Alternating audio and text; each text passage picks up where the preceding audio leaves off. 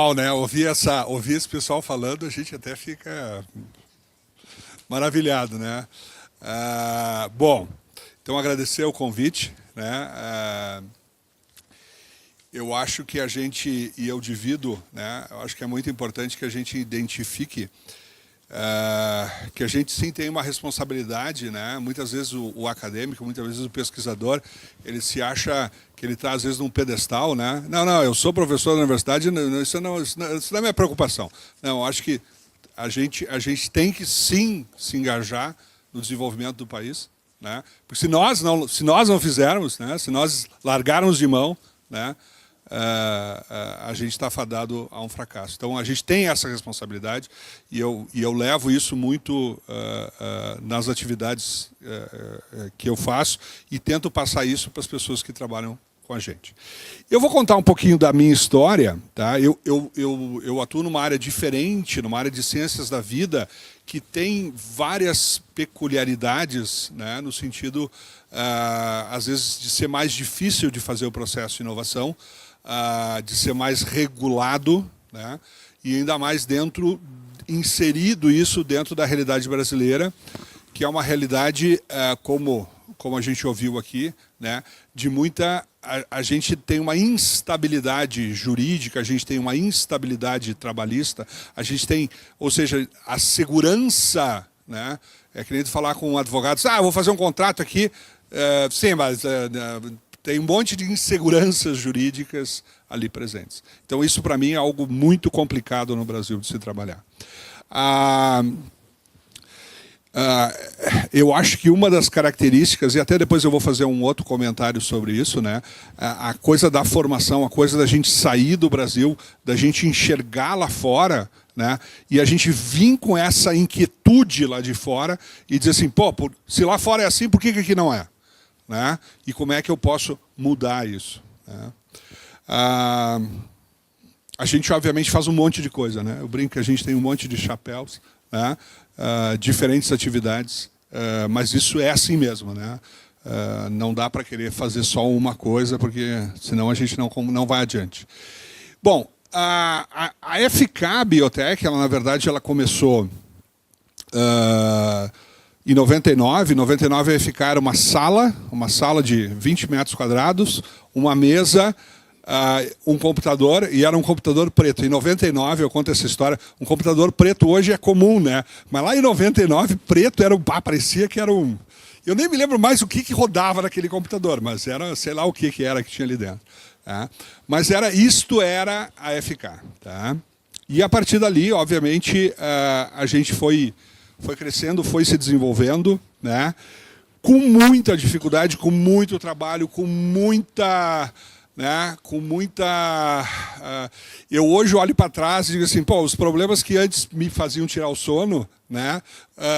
Hoje eu nem me importo, né? A gente continua perdendo o sono, né? Só que os problemas mudaram, né? O tamanho dos problemas mudaram.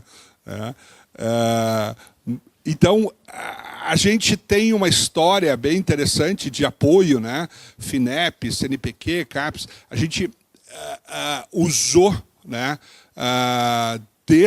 Dessas ferramentas, né? Dentro da história de desenvolvimento. Né? E, na minha opinião, são ferramentas muito importantes que, infelizmente, ultimamente, a gente perdeu várias dessas ferramentas que ali estavam disponíveis. Tá? Então, hoje a FK... Tá?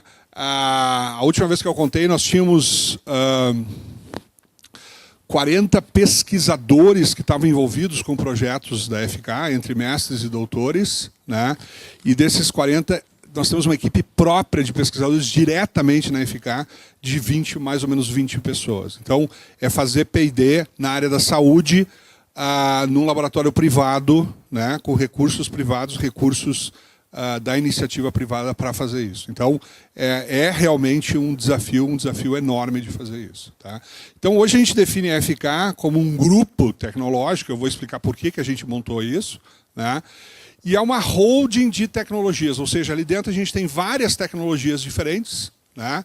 E eu sou um aficionado por novas tecnologias, eu adoro enxergar novas oportunidades, né? Eu gosto de me posicionar nesse mercado para entender o que vai vir a seguir, da onde que essas tecnologias vão se desenvolver. Mas, além disso, então, além da gente ter esse braço de desenvolvimento, de pesquisa, a gente tem que ter o braço executivo, ou seja, tem que ganhar dinheiro. Não dá para ficar fazendo só pesquisa por pesquisa, a gente tem que ter uma forma de executar isso e de transformar isso em riqueza. Há um tempo atrás, eu acho que é questão de 5 anos atrás, numa das reuniões de conselho, a FK é uma sociedade anônima, então a gente tem reuniões, assembleias gerais e essas coisas todas. E numa delas, eu cheguei e disse, não, vamos fazer o seguinte, vamos propor a criação de novas empresas. A partir dessa hold, a gente vai criar essas empresas. E eu acabei evoluindo isso e disse, legal, gostei desse modelo. Então a gente criou um modelo, que é um modelo que já existe aí, se o pessoal de administração avaliar, diz, tem esses modelos que são modelos então de spin-out, ou seja, tu tem um core de tecnologia e no momento tu cria então esses spin-outs que saem a partir dessa tecnologia. Por que isso, pessoal? Porque a gente que gosta de fazer pesquisa, e que a gente é curioso, o pesquisador sempre tem que ter um lado curioso, né? Quem trabalha em pesquisa sempre é curioso, sempre quer ver como é que isso vai, para onde isso vai e tal. E é um problema de focar, né? Porque a gente não consegue focar, porque a gente começa a fazer uma coisa, a gente quer fazer tudo, né? Então, o que eu identifiquei, o que nós identificamos? Que esse modelo de spin-out era uma forma de eu conseguir focar essa diversidade empreendedora. Então, eu tinha esse monte de coisas para fazer, e disse, como é que eu vou me focar nisso? Cria, separa, cria uma nova empresa, cria um novo CNPJ, cria uma nova equipe responsável, e a partir dali tu consegue, então, focar esses desenvolvimentos. O ciclo de inovação é algo bastante complexo, e que muitas vezes a gente não tem essa visão inteira, né? Às vezes a gente está focado na parte de descobrimento, na parte de pesquisa, quando a gente fala mais com o acadêmico, né? O acadêmico está muito relacionado à parte de pesquisa, à parte de desenvolvimento daquilo. Mas para aquele desenvolvimento se transformar efetivamente num produto, né? E aí entra um outro aspecto que para mim é muito importante. Quando eu faço uma pesquisa, e quando eu faço, eu quero que essa pesquisa chegue, por exemplo, a pacientes, vá ajudar alguém, a única forma de eu fazer com que aquilo que eu desenvolvi ajude as pessoas, chegue lá na ponta, chegue lá no paciente, é através da iniciativa privada. Não é a universidade que vai fazer isso, não é o governo que vai fazer isso, é fundamental. Sem empresa, a gente não consegue transformar essa riqueza de desenvolvimento, ou riqueza de pesquisa, em um produto. É obrigatório ter empresas junto. Então, sem isso a gente não consegue fazer essa transformação. Porque esse ciclo que começa lá no descobrimento, no desenvolvimento, no registro, na produção, na distribuição, para chegar lá na venda. Então, esse é um processo extremamente difícil, extremamente complexo. Um produto que a gente fez, né? E isso aqui é uma coisa muito bacana, essa é uma história. A gente desenvolveu um larvicida biológico, um produto que mata a larvinha do mosquito da dengue, né, do Zika e tal, de uso doméstico. Né? Ou seja, eu inventei uma nova classe de produto, a gente tem inseticida, a gente tem repelente e a gente tem o larvicida. A gente tem um produto que mata a larva, ou que não deixa a larva surgir nas nossas casas. E isso partiu do quê? Há 10 anos a gente estava fazendo pesquisa com essa bactéria. E aí disse, chega de fazer pesquisa, vamos transformar isso num produto. E a gente conseguiu efetivamente fazer isso. E se você for aqui, eu acho que na rede Walmart, aqui em BH, você vai encontrar isso numa gôndola do supermercado. Então, fazer este processo, ou seja, fazer a pesquisa até tu efetivamente gerar um produto efetivamente está na gôndola do supermercado. Isso é tremendamente complexo, pessoal. É absurdamente complexo. Tá? Eu me lembro que a primeira vez que a gente mandou, a gente encheu 2 carretas. Pô, encheu uma carreta, né? Um negócio bacana. E nós mandamos isso lá no sul, né? E a gente mandou para o sudeste e para o nordeste, né? Que orgulho, né? Que legal. Né? E aí passou um monte de coisa. Pô, mas que legal, tá ganhando dinheiro, que legal. E o que a gente lembrou foi o seguinte: nós estamos ajudando a solucionar um problema que é a microcefalia, que está impactando. Né? Pô, nessa carreta aqui, algumas crianças a gente salvou. Então vocês veem que como esse processo, né, mistura essas coisas todas. Eu mostro isso aqui por quê, pessoal? Porque muito do que a gente fala e muito das coisas que a gente se lembra está associado à emoção. Né? A gente se lembra muito... É que nem aquele história, né? Você se lembra onde é que vocês estavam no 11 de setembro? A grande maioria das pessoas se lembram onde estavam, exatamente onde estavam no 11 de setembro. Por quê? Porque tem emoção grudada a isso. Tá?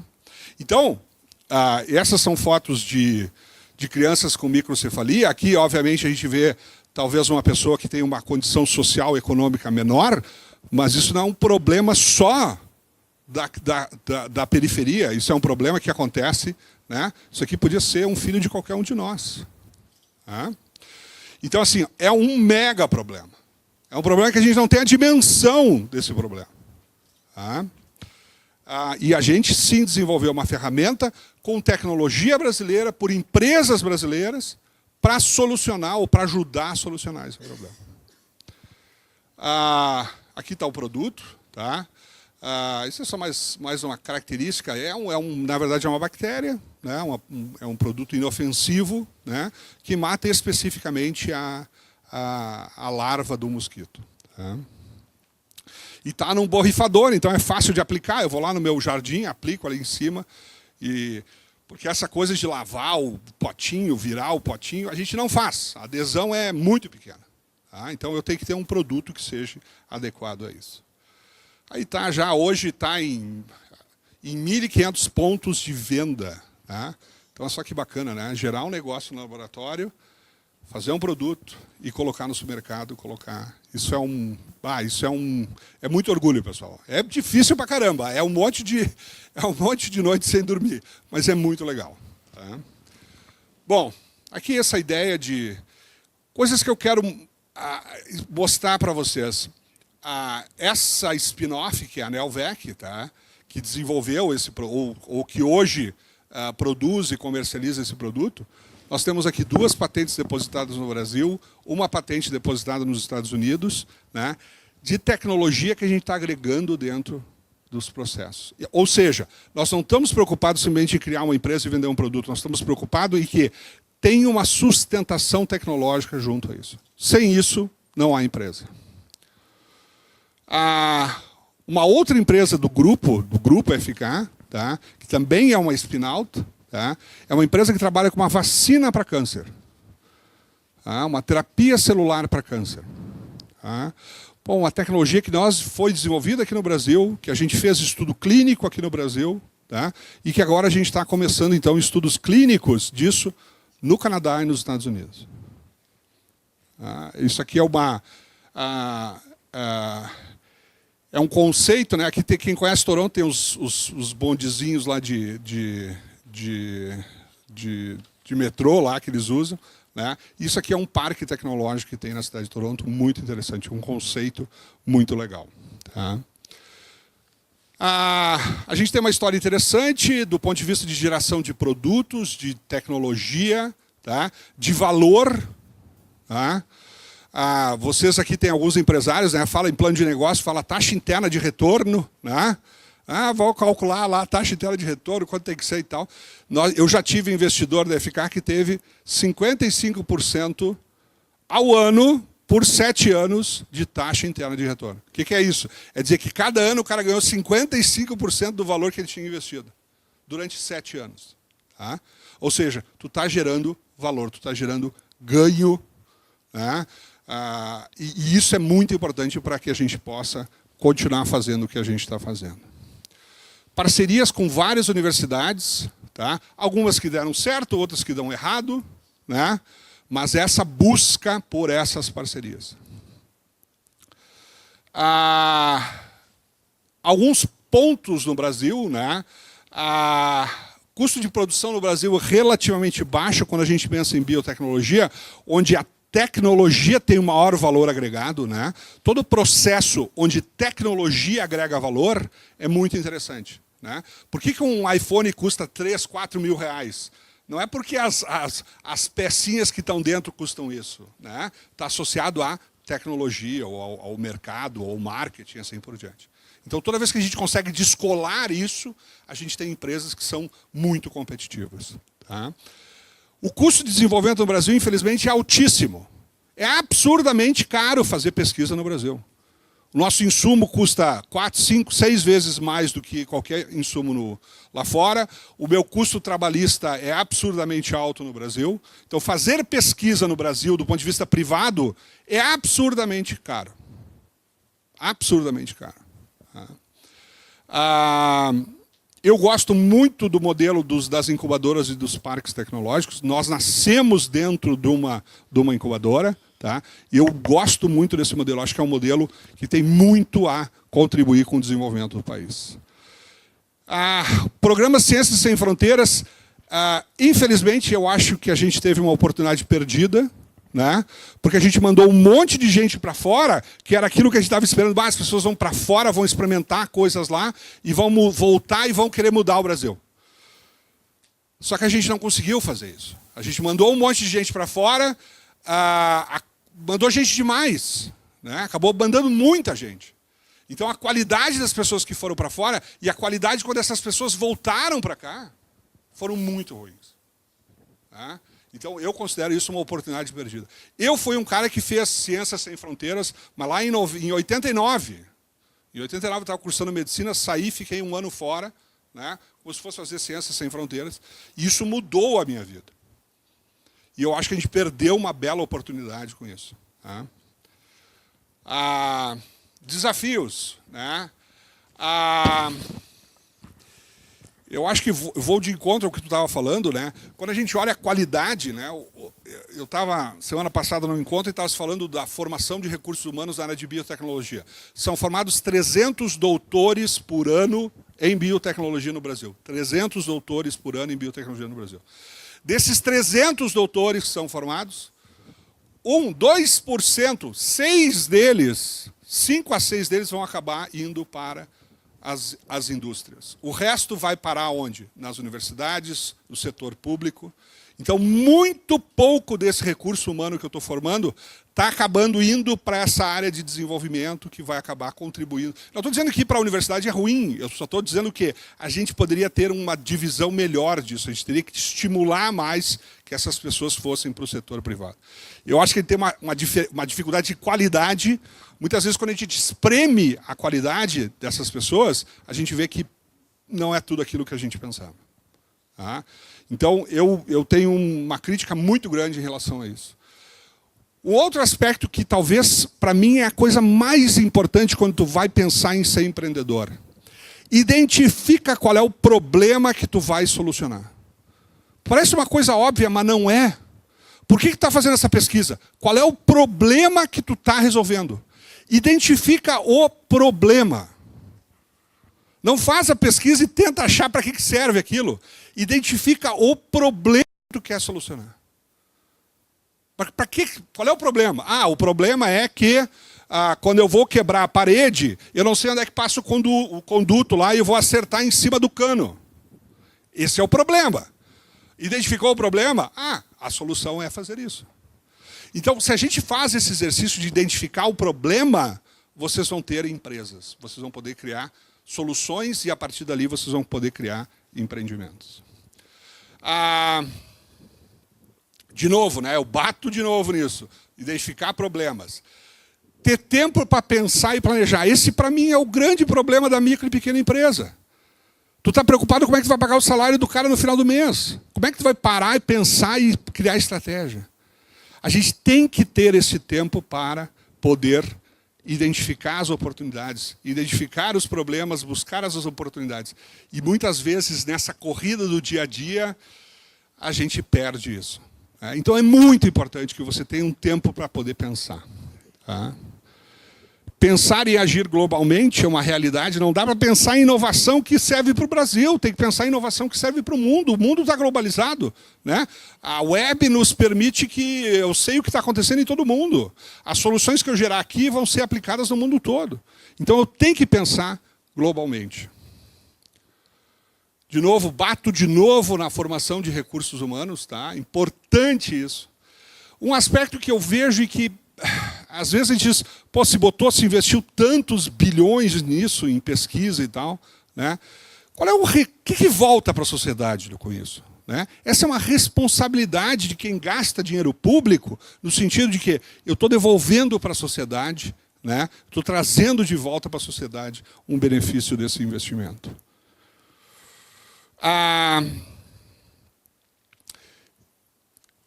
Eu tenho ultimamente trabalhado muito com a questão de investimento na forma de investidor anjo. Né? Eu acho que tem aqui uma bela oportunidade de desenvolver, né, o país com essa rede. Né?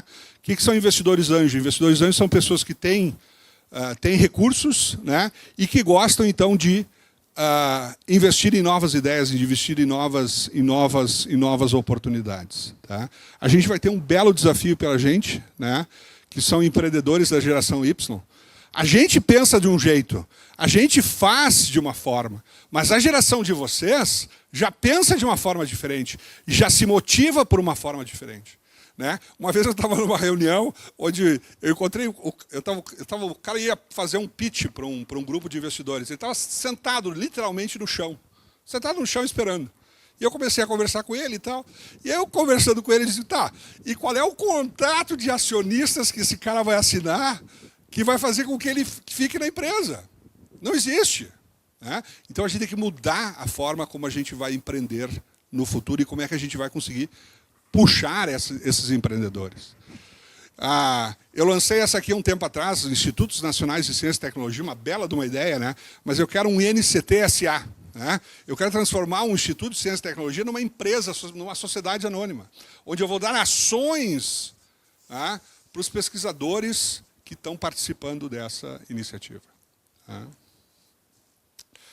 Tá? Eu hoje invisto diretamente, sou um investidor individual, participo dessas redes de investimento. Tá? Nós estávamos discutindo aqui na formação, então, de um fundo, que não é bem um fundo, é uma empresa de participação, onde a gente pega pessoas que querem investir, junta esse grupo de pessoas e transforma isso numa empresa de participação. Tá? Tem alguns problemas jurídicos no Brasil ainda que nós vamos ter que resolver, que é uma desgraça. Né? Se eu for um investidor numa empresa de vocês e a empresa passar um cheque sem fundo, né, ou tiver um problema trabalhista, eu tenho 1% da empresa. Vocês adivinham de quem é que o juiz vai pegar o dinheiro? Né? Qual é a conta que ele vai trancar? Né? Então, isso é um problema. Esse é um problema que a gente tem que achar uma solução para isso. Tá? E a gente está trabalhando para criar, então, um fundo, né, nacional, ou seja, a gente pegar investidores do Brasil todo e tentar, então, identificar empresas e oportunidades para investimento. E a grande questão aqui não é o dinheiro. A grande questão aqui é a network. Vocês imaginem pegar 50 empresários da área de ciências da vida ou de áreas relacionadas e tu apresentar o teu projeto para esse grupo de pessoas. Isso tem uma riqueza fantástica. Tá? Vocês talvez ouviram falar nos J-Labs. J-Labs é uma iniciativa da Johnson & Johnson, né, que criou, então, centros de inovação, né, principalmente nos Estados Unidos, tem alguns fora dos Estados Unidos. Né. E o que eu identifiquei? Eu identifiquei no Brasil, hoje a gente tem uma dificuldade muito grande. Quando eu tenho uma ideia, quando eu tenho na área de saúde, e eu quero transformar aquela ideia num produto, eu não tenho quem faça isso, eu não tenho como transformar aquilo. Como é que eu registro? Eu desenvolvi um kit novo. Como é que eu registro isso? Tu não consegue fazer isso. Tá? Então, nós estamos criando lá, junto ao Parque Tecnológico lá no Sul, tá? Uma área industrial, que é uma área industrial da FK, mas nós vamos criar o que eu colei da Johnson, ficou bonito, né? FK Labs, né? Mas que a ideia é de criar, então, na verdade, são plantas piloto para diferentes áreas de ciência da vida. Tá? Desculpe se eu me alonguei um pouco.